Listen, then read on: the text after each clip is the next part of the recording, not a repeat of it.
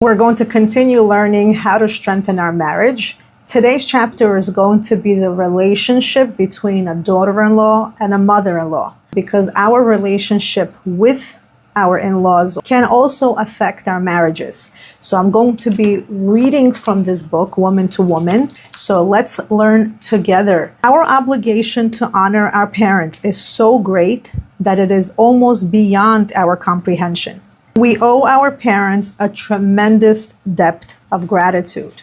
When we say the word mother-in-law, there is an immediate derogatory connotation. But think for a minute. The woman that you call your mother-in-law is actually the person that brought up your husband that you love today. She raised and educated the very person you chose to marry, the one whom you found everything in.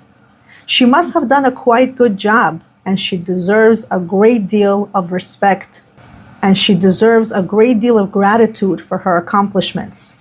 Once you begin thinking of her in that way, the picture changes. Every daughter-in-law can do so much for her relationship with her mother-in-law if she treats her the right way. The first step is to study her, to see what makes her tick, just like you studied your husband. If your mother-in-law is a very warm and not interfering person, then you can create a relationship with her just like a mother and daughter.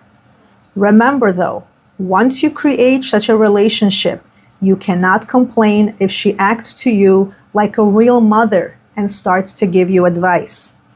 On the other hand, if you have the kind of mother-in-law who has negative comments about everything, the best approach is to be respectful but keep your distance. With every mother-in-law, the first step in developing a good relationship is to give her a lot of respect.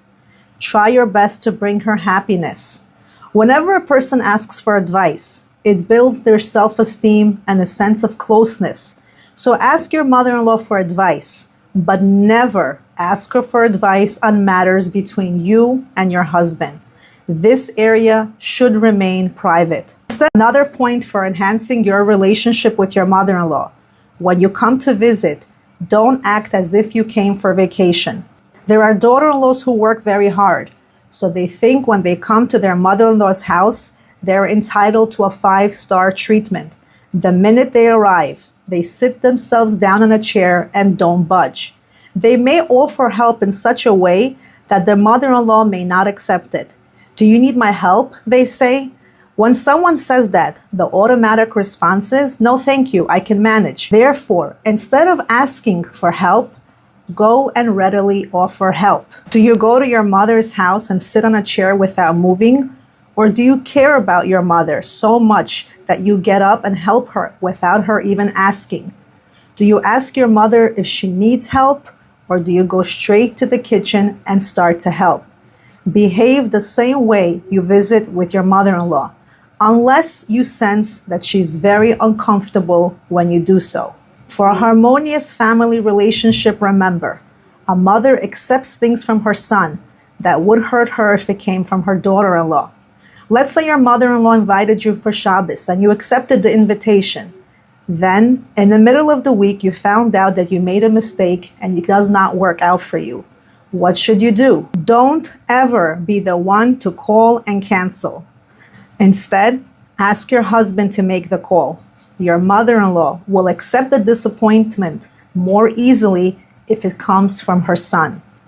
Another very important rule as a daughter-in-law: never interfere with arguments or quarrels. If your husband is having an argument with his parents, don't side with him. Stay out of family arguments. Don't ever get involved. Never criticize your in-laws to your husband under any circumstances. If you want to achieve the most out of your life with your husband, use a positive approach to everything, including your in-laws. Even if they are difficult people, you can always find something nice to say about everyone. Today's lesson was dedicated Lulu Nishmat Baruch ben Rosa.